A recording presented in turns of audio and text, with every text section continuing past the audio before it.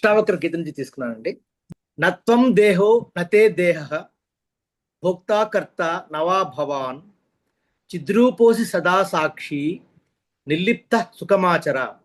అంటే ఇది ఒక మానవుడా, నువ్వు శరీరం కాదు, ఈ శరీరం నీది కాదు, నీవు చేసే కర్తవు కాదు, అనుభవించేవాడివి కూడా కాదు, నీవు శుద్ధమైన చైతన్య స్వరూపుడివి, ఎల్లప్పుడూ చూస్తూ ఉండే సాక్షి మాత్రమే.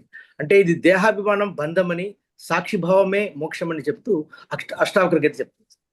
పరోపకారాయ ఫలంతి వృక్షాః పరోపకారాయ వహంతి నద్యః పరోపకారాయ దుహంతి గావః పరోపకారార్థమితం శరీరం. పరోపకారాయ ఫలంతి వృక్షాః, చెట్లు పరులకు ఉపకారం కోసమే పండ్లనిస్తాయి. పరోపకారాయ వహంతి నద్యః, నదులు పరులకు ఉపకారం కోసమే ప్రవహిస్తాయి, నీళ్ళనిస్తాయి. పరోపకారాయ దుహంతి గావః, అంటే ఆవులు పరులకు ఉపకారం కోసమే పాలనిస్తాయి. అలాగే పరోపకారార్థం ఇదం శరీరం, ఈ శరీరం ఏదైతే ఉందో అది పరులకి ఉపయోగార్థమై వినియోగించబడాలి, దాని వినియోగం కోసం అని. येषां न विद्या न तपो न दानं ज्ञानं न शीलं न गुणो न धर्मः ते मर्त्यलोके भुवि भारभूताः मनुष्यरूपेण మృగాశ్చరంతి. ఏషా అంటే ఎవరికైతే అర్థం అన్నమాట. ఎవరికైతే నా విద్య లేదో, విద్య అని అంటే ఏమిటి? శాస్త్రజ్ఞానం. శాస్త్రజ్ఞానము అని అంటే మనకి వేద జ్ఞానం అనొచ్చును, మిగతా అన్ని రకాలైనటువంటి శాస్త్రాలు, గ్రంథాలు మొదలైన వాటి తాలూకు జ్ఞానం, అది విద్య అంటే జ్ఞానము అని అర్థం. ఏషాం ఎవరికైతే నా విద్య లేదో, నా తపహ. తపహ అంటే ఏమిటి? తపము అని అంటే తప్పించటం అండి. అంటే తపము అని అంటే ఒక పని మొదలుపెట్టినప్పుడు దాన్ని సాధించటం కోసం అతిగా కష్టపడి శ్రద్ధగా పని చేయడము. తపస్సు అంటే ఒక రకంగా చెప్పాలంటే శ్రద్ధ, కాన్సన్ట్రేషన్, ఇంకా అది తప్ప వేరే లోకం ఉండకూడదు అనే విధంగా కష్టపడటం ఒక ధ్యేయం కోసం తపస్సు అని అంటాం మనం. తపము లేనివాడు నా తపహ. నా దానం జ్ఞానం అంటే దానం అనేది చెయ్యనివాడు, దానం అనేది తెలియనివాడు. దీన్ని కూడా పెట్టి నా జ్ఞానం కూడా లేనివాడు, ఏ విధమైనటువంటి నాలెడ్జి లేనివాడు. నా శీలం అంటే గుడ్ కాండక్ట్, మంచి ప్రవర్తన, మంచి శీలము లేనివాడు. నా గుణాహ మంచి గుణాలు లేనివాడు, మంచి క్వాలిటీస్ లేనివాడు. నా ధర్మ అంటే ధర్మబద్ధంగా. ధర్మము అంటే ఏమిటి? వేదంలో ఏం చెప్పబడిందో దాన్ని ధర్మము అని అంటాం. అంటే ఈ భూమి మీద ఒక జీవి ఎలాగ ప్రవర్తించాలి అనేది మొత్తం ఏది లోపించకుండా అంతా వేదంలో చెప్పబడింది, అదే ధర్మము అని అంటాం అన్నమాట. అంచేత నా ధర్మ, అటువంటి ధర్మాన్ని అనుసరించే ప్రవర్తన లేని వాళ్ళు. వీళ్ళు ఎటువంటి వాళ్ళు అంటే, ఎవరికైతే ఇవన్నీ లేవో, ఈ క్వాలిటీస్ లేవో, వాళ్ళు వారు ఏమిటి? మర్త్యలోకే భువి. మర్త్యలోకము అంటే మర్త్యము అంటే మృత్ అనేటటువంటిది ఇక్కడ ధాతువు. మృత్యు అంటే మరణం. మనకు తెలుసు, మృత్యు ఉండే వాళ్ళని మనుష్యులు అంటారు. అది అంచేత మర్త్యలోకము అంటే మృతి అన్నది కలిగినటువంటి లోకము. అంటే ఏమిటంటే మిథ్యాలోకం, అన్ని పోయేవే వచ్చేది ప్రతిదీ పోతుంది అని అర్థం. అందుకని ఈ సృష్టిలో మనకు కనిపించేటటువంటివన్నీ కూడా మత్స్యలోకము అని అంటాం. ఈ సృష్టిని, ఈ మత్స్యలోకంలో మనం ఉండేది భూమి. అంటే ఈ మత్స్యలోకంలోని భూమికి భారభూతా. వాళ్ళు కేవలం వృధా బరువు. వాళ్ళు ఈ భూమికి భారము, భూమికి బరువు చేటు అంటామే, అదనమాట. కేవలం భూమికి బరువు చేటు ఇటువంటివన్నీ క్వాలిటీస్ లేని వాళ్ళు ఎటువంటి వాళ్ళు అంటే మనుష్య రూపేణ మృగాహ చరంతి. మనుష్య రూపంలో ఉన్న మృగాహ, జంతువుల్లాగా చరంతి, వాళ్ళు ఇక్కడ సంచరిస్తూ ఉంటారు. ఎవరికైతే విద్య లేదో, నా విద్య, తపోగుణం లేదో అంటే శ్రద్ధగా కార్యనిర్వహణ, కార్య సాధన చేసుకునే గుణం లేదో, నా దాన బుద్ధి అనేటటువంటిది లేదో, నా జ్ఞానం అనేది లేదో, నా శీలం, శీలం అనేటటువంటిది అంటే మంచి ప్రవర్తన అనేది లేదో, నా గుణాహ, మంచి గుణాలు లేవో, నా ధర్మ అంటే శాస్త్రాలు చెప్పినటువంటి ధర్మ ప్రవర్తన లేదో, తే వారు మర్త్యలోకే, ఈ మర్త్యలోకంలో మన భూమి మీద కేవలం భారభూతాహ, బరువు చేటైన వాళ్ళు ఎటువంటి వాళ్ళు అంటే మనుష్య రూపేణ, మనుష్యుల రూపంలో మృగాల్లాగా చరంతి, సంచరిస్తూ ఉంటారు. ఇది దీని అర్థం అన్నమాట. అంటే ఇందులో చెప్పేది ఏమిటనమాట, ఈ లోకంలో మనం ఈ భూమి మీద మనిషి అని అనిపించుకోవాలి అని అంటే విద్య ఉండాలి, తపము ఉండాలి, అంటే శ్రద్ధాభక్తి అనేవి ఉండాలి, దానగుణం ఉండాలి, ఉన్నదంతా దాచుకోవడమును ఎదురు నుంచి ఆశించడం కాదు, మనం కొంత దానం చేసే బుద్ధి కూడా ఉండాలి, అలాగే జ్ఞానము ఉండాలి. జ్ఞానము అంటే విచక్షణ జ్ఞానము. జ్ఞానము అని దేన్ని అంటామని చెప్పాం, ప్రకృతి పురుష వివేక జ్ఞానము. అంటే విచక్షణ జ్ఞానాన్ని కలిగి ఉండాలి. అంటే ఏ పని చేసినా ఏది మంచి ఏది చెడు అని ఆలోచించి చేయాలి. శీలం, మంచి శీలం, సౌశీల్యం కలిగి ఉండాలి. తర్వాత మంచి గుణాలను కలిగి ఉండాలి. అలాగే మన శాస్త్రాలు విధించినటువంటి ధర్మ ప్రవర్తనని మాత్రమే కలిగి ఉండాలి. అటువంటి వాళ్ళే ఈ భూమికి సరైనటువంటి జీవులు, ఈ భూమి మీద బ్రతకతగిన వాళ్ళు. లేని వాళ్ళు ఈ భూమికి బరువు చేటు, వాళ్ళు కేవలం భూమి మీద తిరుగాడే ఇతర జంతువులు లాంటి వాళ్ళు. ఎందుకంటే ఈ ధర్మము అనేది మానవ జాతికి ఉంటుంది కానీ జంతు జాతికి ధర్మము ఉండదండి. అంటే అవి ధర్మంగా ప్రవర్తించడం లేదు కాదు, జంతు ధర్మం వేరు. జంతు ధర్మమే అంతే. వాటి ధర్మం అవి నిక్కచ్చిగా పాటిస్తాయి. జంతువులు వాటి ధర్మాన్ని అవి ఖచ్చితంగా పాటిస్తాయండి. అది కానీ మనుషులకు ఉండే ధర్మాలన్నీ వాటికి ఉండవు. వాటి ధర్మాలు వేరు. ఇప్పుడు దాన్ని ఎక్కువ విపులీకరించుకోవద్దు, మీకు అందరికీ అర్థమైంది అని అనుకుంటాను. జంతు ధర్మాలు వేరు. ఏమేమి చెయ్యొచ్చో ఏమేమి చెయ్యకూడదో చెప్పినది వేదము, దాన్నే ధర్మము అని అంటాం. ఇవన్నీ తెలుసుకుని మనం బాధ్యతగా ప్రవర్తించాలి అని ఇందులో చెప్పాడు అన్నమాట. రామ కుత్ర గచ్చతి అని అన్నప్పుడు రామ అరణ్యం గచ్చతి, ఇది మీకు అర్థమైపోతున్నాయిగా. అర్థాలు ఇంకన్నీ నేను తెలుగులో చెప్పను, చిన్న చిన్న సెంటెన్సులు కదా, ఇంక మీకు అర్థం అవ్వాలి.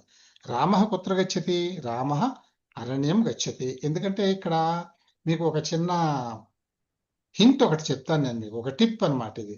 ఈ రామ అని అంటే ఏమిటంటే ఇది ప్రథమ పురుష శబ్దం. ప్రథమ పురుష శబ్దం వచ్చినప్పుడు క్వశ్చన్లోను ఆన్సర్లోను సబ్జెక్ట్ ఒకటే ఉంటుంది.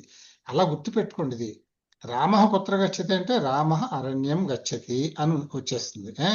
దీన్ని బట్టి ఇప్పుడు ప్రశ్న అలాగే బాలక విద్యాలయం గచ్చతి అని ఉంది.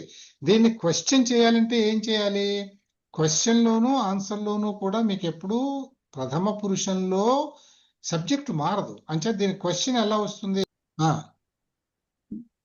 బాలకః కుత్ర గచ్చతి.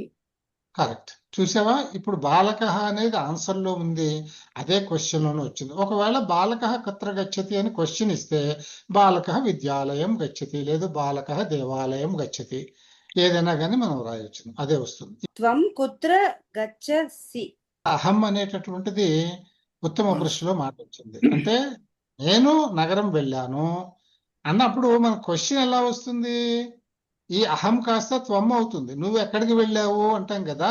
అంచేత ప్రథమ పురుష మధ్యమ పురుషులు వచ్చినప్పుడు సబ్జెక్టు మార్చాల్సి వస్తుంది. ఇది ఒక్కటి జాగ్రత్తగా ఉండాలి. అది ప్రథమ పురుషంలో ఆ క్వశ్చన్ రాదు. కనుక అహం నగరం గచ్చామి అంటే క్వశ్చన్ ఎలా రాయాలంటే త్వం నగరం అనేది ఆన్సర్, కనుక కుత్ర అనేది, గచ్చామి అనేది ఎక్కడ వస్తుంది, త్వం వచ్చినప్పుడు గచ్చసి అని వస్తుంది. త్వం కుత్ర గచ్చసి, అహం నగరం గచ్చామి. వయం ఆపణం గచ్చామహ అంటే మేము షాపుకి వెళ్ళాము అంటే వెళ్తున్నాము అంటే ఏమనాలి, మీరు ఎక్కడికి వెళుతున్నారు, మీరు అంటే ఏమిటి. యూయం కుత్ర గచ్చత, సా గ్రంథాలయం గచ్చతి, సా కుత్ర గచ్చతి. అహం కుత్రాపిన గచ్చామి అని ఆన్సర్ ఇది కదా. దీని క్వశ్చన్ ఏమొస్తుంది, త్వం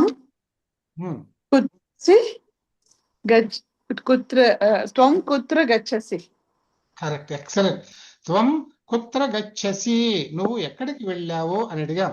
సమాధానం అంటే అహం నేను, కుత్రాపి ఎక్కడికి కూడా, కుత్ర అపి, కుత్ర అంటే ఎక్కడ కదా, కుత్ర అపి కుత్రాపి కలిపితే అంటే ఎక్కడికి కూడా నా గచ్చామి వెళ్ళలేదు, నేను ఎక్కడికి వెళ్ళలేదు అని చెప్పింది. అంటే లేదు అహం దేవాలయం గచ్చామి అని ఏదైనా చెప్పుండొచ్చు, నువ్వు వెళ్ళుంటే వెళ్ళలేదు కనుక నేను ఎక్కడికి వెళ్ళలేదు. అహం కుత్రాపి న గచ్చామి. త్రిషు లింగేషు ద్వితీయాయాః ఏకవచనస్య మిశ్రితాః ప్రయోగాః పఠ్ ధాతునా సహ. అంటే త్రిషు లింగేషు ద్వితీయాయాః వచనస్య, ఇక్కడ ఏమిటి 3 లింగాల్లోనూ అంటున్నాడు. ఏ ఒక లింగం అని కాకుండా మిక్స్డ్ గా ఇచ్చాను అని చెప్తున్నాడు. ద్వితీయ ఏకవచన ప్రయోగం మిశ్రితాః ప్రయోగాః, అంటే మీకు లింగాలు అన్ని పురుషాలు అన్ని కలిపి ఇక్కడ ఒక ఎక్సర్సైజ్ ఇచ్చాడు మీకు. ఈ ఎక్సర్సైజ్ లో మీకు ఏమిటంటే పట్ అనే ధాతువును ఉపయోగించినటువంటి ఇచ్చాడు అన్నమాట. పట్ అనే ధాతువు. పట్ అనే ధాతువుకి ఇక్కడ ఉదాహరణానుసారం చక్రే ప్రదత్త శబ్దానాం ఉచిత రూపం ప్రయుజ్య వాక్యాన్ని లిఖంతు. మీకు ఇది అర్థం అవ్వాలి, ఇంకా అర్థం అవ్వాలి మీకు ఇంకా మాటలు. ఉదాహరణానుసారం according to the example shown, ఇక్కడ ఒక ఎగ్జాంపుల్ ఇచ్చుంటాడు మీకు. ఇదిగో ఫస్ట్ ఎగ్జాంపుల్ ఇచ్చాడు కదా, నేను దాన్ని ఎక్స్ప్లెయిన్ చేస్తాను. ముందు అసలు క్వశ్చన్ ఉదాహరణానుసారం according to the example given చక్రే, ఈ చక్రంలో అంటే ఈ చక్రం గుండ్రంగా వేసిన దాంట్లో చక్రే ప్రదత్త శబ్ద, ప్రదత్త అంటే which are given, the given శబ్దానాం శబ్దముల యొక్క ఉచిత రూపం, the proper, the correct form, ఉచిత రూపం ది కరెక్ట్ ఫారం ప్రయుజ్య యూజింగ్ ది కరెక్ట్ ఫారం వాక్యాన్ని లిఖంతు, రైట్ ది సెంటెన్సెస్. అంటే you see the example given and accordingly you write sentences using the appropriate forms of the words given in the చక్ర. చక్రంలో ఇచ్చిన words ఏమి ఇచ్చాడు ఇక్కడ? పఠ్ ధాతున సహా అన్నాడు. అంటే పఠ్ అనే ధాతువుతో నేను ఇచ్చాను మాట, ఎక్సర్సైజ్ అని చెప్పాడు. పఠ్ ధాతువుకి ఏమొస్తాయి? పఠతి పఠతః పఠంతి ప్రథమ పురుష, ఏకవచన ద్వివచన బహువచన.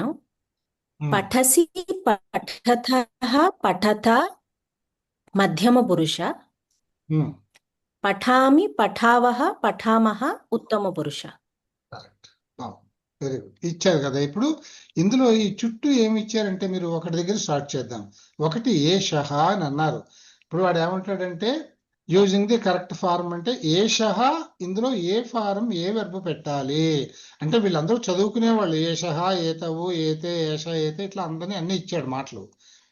వీళ్ళకి ఏ వెర్బు ఎక్కడ ఫిట్ అవుతుందో అది చెప్పాలి. అంటే ఏషః అని అంటే ఇక్కడ మీకు ఏషః, ఇక్కడ శ్లోకః అని ఇచ్చాడు. అంటే ఇక్కడ ఏం చదువుతున్నారు అంటే ఆబ్జెక్ట్ కూడా ఇచ్చారనమాట. అంటే మీకు ఇక్కడ ఏం రాశాడు? త్రిషులింగేషు ద్వితీయాయాః ఏకవచనస్య ప్రయోగం.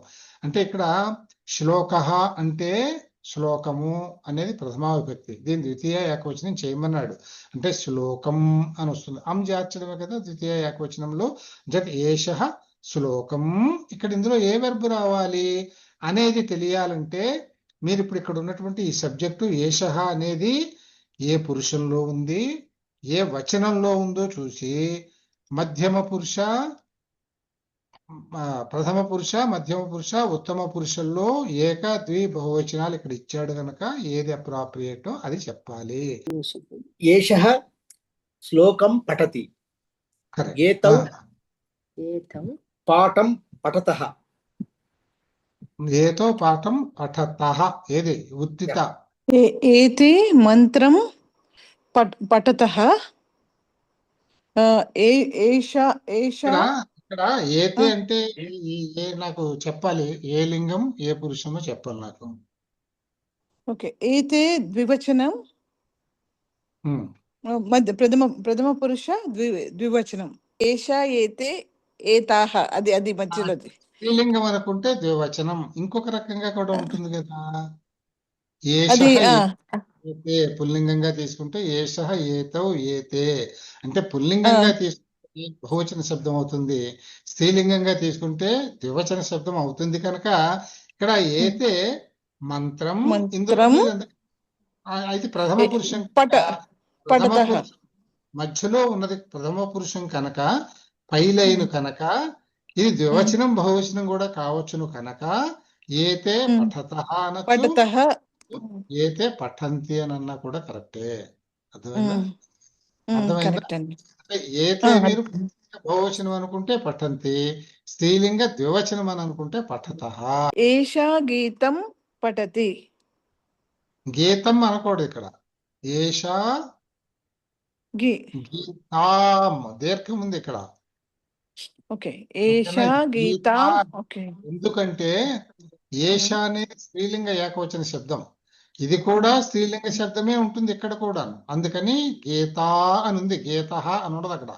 గీతం అనేది ఉండదు, గీత. అందుకని ఏష గీత అని ఇప్పుడు ఆకారాంతమైన, ఈకారాంతమైన, నపుంసకలింగమైన, పుల్లింగమైన అన్నింటికి కూడా ఏకవచన ద్వితీయ విభక్తిలో ఏకవచనంలో అమ్ చేర్చడమే. అంచేత ఏష గీతాం అనాలి, గీతాం. గీతం కాదు. గీతాం పఠతి. ఏతే బాలికే కవితాం పఠతః. కరెక్ట్. ఇక్కడ హాయిగా మీకు బాలికే అని ఇచ్చాడు కనుక ఇంకా మళ్ళీ ఇందాక చెప్పినట్టు ఈ ఏతాని పుల్లింగం అనుకోవడానికి వీల్లేదు. ఇంకా బహువచన పుల్లింగం అనుకోకూడదు. బాలికే అన్నాడంటే ఇక్కడ బాలికే కనుక స్త్రీలింగమే, స్త్రీలింగ ద్వివచనం ఏతే. ఈ విధంగా మనకు అర్థమైపోతాయి అన్నమాట. ఓకే, తర్వాత చదువు. ఏతాః సంగీత విద్యాం పఠంతి. సహ కౌమదీ పఠతి. తౌ అష్టాధ్యాయీ పఠతః.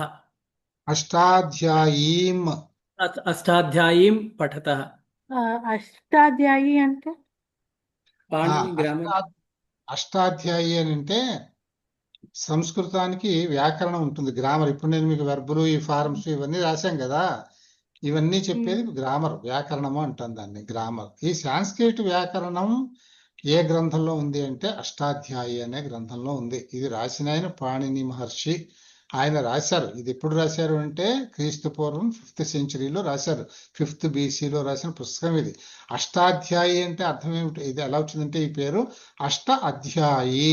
ఆయన రాసిన గ్రామర్ పుస్తకంలో చాప్టరైజేషన్ చేస్తారు కదా, వెరైటీస్ ని బట్టి, సబ్జెక్ట్ కంటెంట్ ని బట్టి 8 అధ్యాయాలుగా దాన్ని రాశారు. అందుకని అష్ట అధ్యాయి అంటే ఆయన గ్రంథంలో 8 అధ్యాయాలు ఉన్నాయి. ఒక్కొక్క అధ్యాయంలో 4 పాదాలు అంటారు. అంటే మళ్ళీ అందులో సబ్ డివిజన్, 4 సబ్ డివిజన్స్. అంటే ఒక్కొక్క వెరైటీని ఆయన అలా చేసుకుని వచ్చారనమాట. సో 8 8 4 32 పాదాలు ఉంటాయి. కాదంబరి. కాదంబరి అంటే ఈకారాంత స్త్రీలింగ శబ్దం ప్రథమా విభక్తిది. కాదంబరీం అని దీన్ని మారుస్తున్నాం మనం. అంటే ద్వితీయ విభక్తిలో మనం మారుస్తున్నాము అన్నమాట దాన్ని ఏకవచనంలో. కాదంబరీం తే కాదంబరీం కాదంబరీం పఠతి పఠతః. ఇక్కడ కూడా సేమ్ కదా. సో సహతౌతే అన్నప్పుడు పుల్లింగంగా తీసుకుంటే బహువచనం అవుతుంది కనుక తే కాదంబరీం పఠంతి అవుతుంది. అదే సా తే తాహ అన్నాం అనుకో, లేదు తత్ తే తాని, ఇది ద్వివచన శబ్దం అవుతుంది నపుంసకలింగంలో గాని స్త్రీలింగంలో గాని. అప్పుడేమొస్తుంది? తే కాదంబరీం పఠతః అని వస్తుంది అనమాట. అంచేత 2 రకాలు వస్తాయి. ఇంకోటి చదువు. సా నాటకం పఠతి. అంతే, ఇంతకంటే ఇంకేం లేదు. తే కావ్యం పఠంతి. తే ఇంకా కావ్యం పఠతి. తాః రామాయణం. తేకి చెప్పండి నాకు. తేకి ఏం చెప్పారు మీరు? తే కావ్యం పఠంతి. తే కావ్యం పఠతః. 2 చెప్పాలి, మీరు చెప్తారు నాకు, అందుకే నేను మిమ్మల్ని మళ్ళీ అడిగాను. 2 వస్తాయి. ఇది కూడా అంతే. సహతౌతే అంటే పుల్లింగంలో బహువచనం, సాతే తాహ అంటే స్త్రీలింగంలో ద్వివచనం కనుక దీనికి పఠతః పెట్టినా పఠంతి అని పెట్టినా ఒకటే. ఇక్కడ తే బాలికే అన్నాడు అనుకోండి, అప్పుడు పఠతః పెట్టాలి. ఇక్కడ తే బాలకౌ అన్నాడు అనుకోండి, తే బాలకాహ అన్నాడు అనుకోండి, అప్పుడు మీరు పఠంతి అప్పుడు అదే పెట్టాల్సి వస్తుంది. దానికి అప్పుడు కేవలం బహువచనం, దాన్ని బట్టి వాడాలి. ఇక్కడ తే అంటే మీరు ఏది పెట్టినా కరెక్టే. ఇది కూడా చెప్పండి. తాహ రామాయణం పఠంతి. త్వం గ్రంథం పఠసి.